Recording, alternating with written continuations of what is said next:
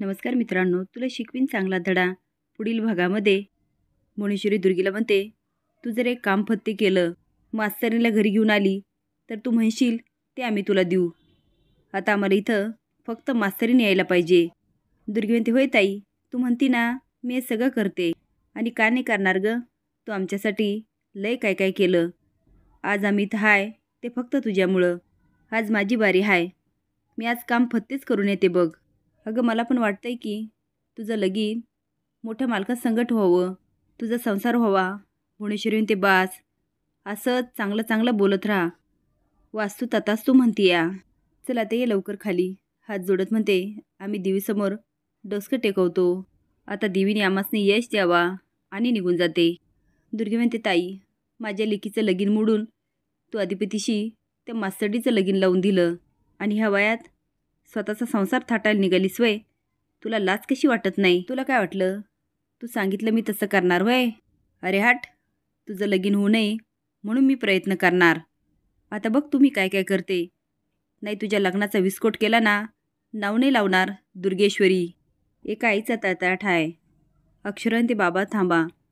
चरस म्हणतो, नाही आता भुवनेश्वरीला मी जाब विचारणारच. ती बाबा, माझी शपथ आहे तुम्हाला. तू अक्षरा अशी काय करतेस? ती बाबा, बसा बरं इथे. आपण आता घाई नको करायला. आधीच आपण खूप चुका केल्यात. तो म्हणजे ती माझी चूक. मी घर नको होतं सोडायला. माझं घर, आणि तुम्ही चुकी केली. तुम्ही कायम खरे वागत राहिलात. तुम्हाला राग आला आणि तुम्ही व्यक्त केला, त्यामध्ये खोटेपणा नाही केला. चॉरस म्हणतो, अक्षरा, ना खोटेपणा मला जमत ना तुला.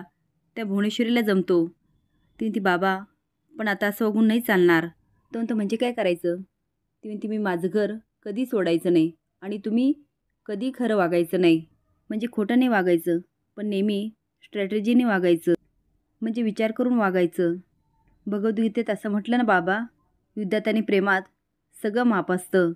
तसंच वागायचं, विचारपूर्वक. आणि जेव्हा भुवनेश्वरी मॅडमचा खरा चेहरा अधिपतींसमोर येईल, तेव्हाच आपण खरं वागायचं.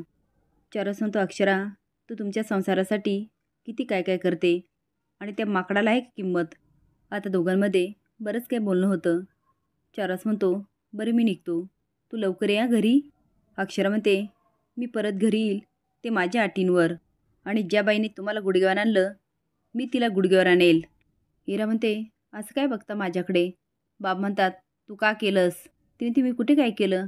विद्या म्हणते, तुला माहीत नाही तू काय केलंस?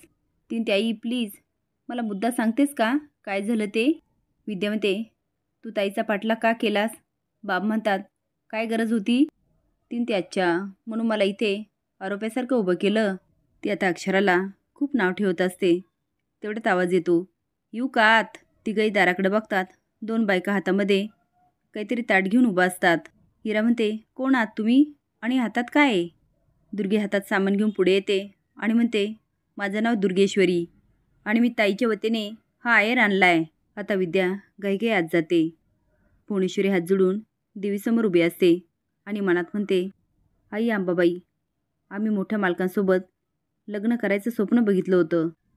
ते स्वप्न इतक्या वर्षात पुरं झालं नाही, पण आम्ही स्वप्न बघायचं कधीच सोडलं नाही. आणि आज शेवटी तो दिवस आला. मोठे मालक आमच्यासोबत लग्न करायला तयार झाले. अटी घालून का होईना हे लग्न करायला हो म्हणले. हेच लई आमच्यासाठी. आता आम्ही त्यांना शब्द दिला तो आम्ही पाळणार. आज मास्तरीबाईला आणायला आम्ही दुर्गीला पाठवलं. आई अंबाबाई, आमच्या प्रयत्नाला यश दे. मास्तरीबाई घरला परत येऊ दे. ते आल्याशिवाय आमचं काय लगीन होत नाही. तेवढे धनाजी म्हणत असतो, ते सामान घेऊन घरात या. भुवनेश्वरी म्हणते, काय रे धनाजी, कधी व्हायची रंगरंगोटी? अजून माणसं लाव आणि पटपट हात चालवायला लाव. तो जी सरकार. भुवनेश्वरी म्हणते, घर कसं लखलखीत दिसलं पाहिजे. चला कामाला लागा. तेवढ्यात चारोळेस येतो. तिच्या पाठीमागे उभा असतो आणि त्याला आठवतं अक्षराचं बोलणं, बाबा आपल्याला थोडी वाट बघायला पाहिजे. तो मनात म्हणतो, अक्षरा म्हणते ना तसं मला आता शांत राहायला पाहिजे.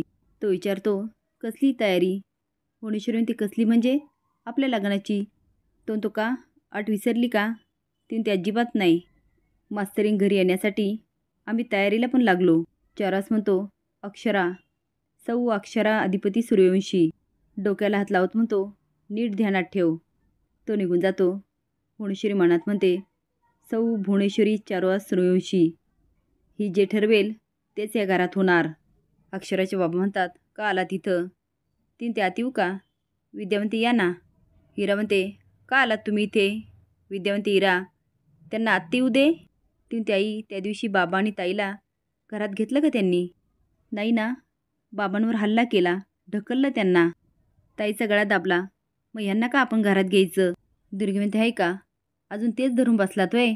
मास्तरीबाई आमची सून हाय, तिच्यावर रागवलं तर त्यात काय एवढं? बाबा म्हणतात, रागवला?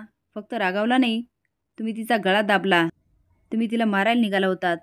दुर्गी म्हणते, एवढा रागाराग करू नकासा, जाऊ दे की, डोसक्यातून काढून टाका. पाहिजे तर मी तुमची माफी मागते. मागू काय? का दंडवत घालू? कसं आहे ना, आमच्या घरामध्ये दंडवत घालून माफी मागायची प्रथा आहे. तसं करू काय? दंडवत घालू का? इरा तिच्या समोर येऊन म्हणते, घाला. दुर्गी म्हणते, इरा म्हणते, दंडवत घाला. विद्या म्हणते, इरा, आपल्याकडे आलेल्या पाहुण्याशी असं वागतेस? दुर्गी म्हणते, शांते, ठेव गं सगळं सामान. इरा विचारते, काय आहे? दुर्गी म्हणते, कसं आहे ना, आमच्याकडे वेळाच्या घरी जाताना खाली आत नाही जात, असा भरपूर आहेर घेऊन जातात. इरा म्हणते, कशासाठी?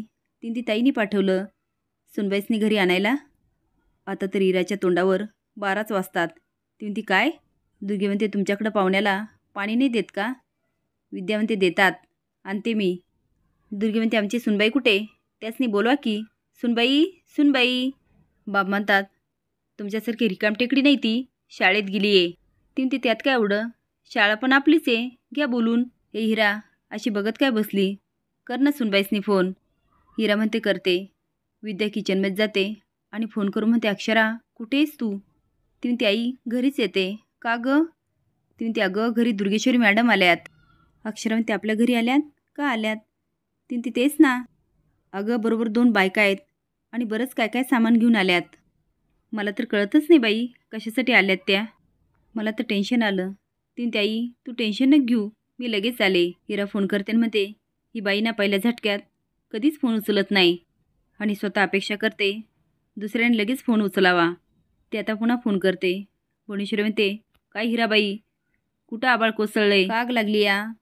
फोनवर फोन करायलाय तुम्ही? ती मॅडम, तुम्हाला एक सांगायचं होतं.